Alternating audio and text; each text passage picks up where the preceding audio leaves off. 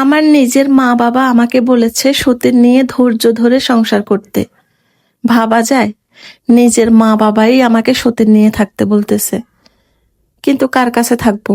যার কাছে থাকতে বলতেছে সেই তো চায় না আমাকে রাখতে, কারণ আমি যে অসুস্থ, আর অসুস্থ মানুষ নিয়ে কেউ সংসার করতে চায় না। যার মনে আগে থেকে কোনো ভালোবাসা ছিল না, এখন কি আমার প্রতি ভালোবাসা থাকবে? এখন তো সে অন্য নারীকে নিয়ে মহা সুখে আছে। সতীন নিয়ে কখনো থাকা যায় বলেন? যারা অনলাইনে দেখায় সতীন নিয়ে ভালো আছে, আমার মতে তারাও ভিডিওর সামনে ভালো থাকে, পিছনে কেউই ভালো নাই।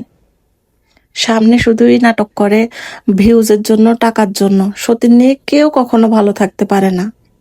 আমার মা বাবা হয়তো এই ক্ষোভ থেকে বলছে, কারণ এক সময় তারাও চাইছে আমাকে তাদের কাছে নিয়ে যাইতে। যখন আমার মেয়েটা ছোট ছিল, আমার স্বামী আমাকে বারবার মারতো, বারবার অত্যাচার করতো, তখন তারা চেয়েছিল আমাকে নিয়ে যাইতে।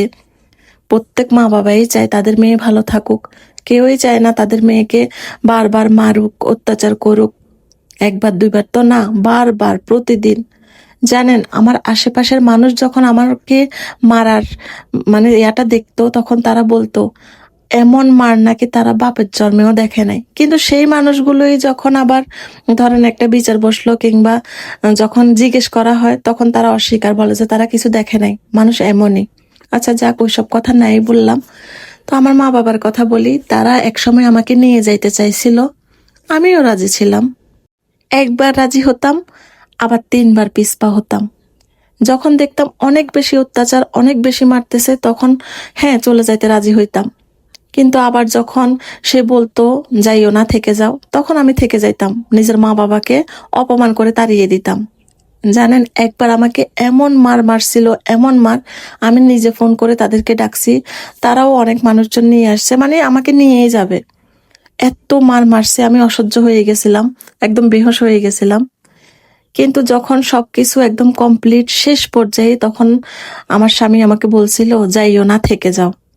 তারপর তার এক কথাতেই, আমি কিচ্ছু চিন্তা ভাবনা করি নাই, তার এক কথাতে আমি একদম সবার সামনে কি মিথ্যা কথা বলছি, আমাকে মারে নাই, আমি মিথ্যা বলছি। আমার মা বাবাকে ছোট করে দিছি সবার সামনে। তখন আমার বাবা কেঁদে দিছে, কারণ সবার সামনে আমার বাবা ছোট হয়ে গেছে। একটা বিচারের একটা বিচার বসছে, ওইখানে সবার সামনে যখন আমার মা বাবা বলছে আমাকে মারছে, নিয়ে যাবে, যে একটা বৈঠক, সেখানে আমি তাদেরকেই ছোট করে দিছি। তারপর তো আমার মা বাবা আমার সাথে প্রায় 6 মাস কথা বলে নাই।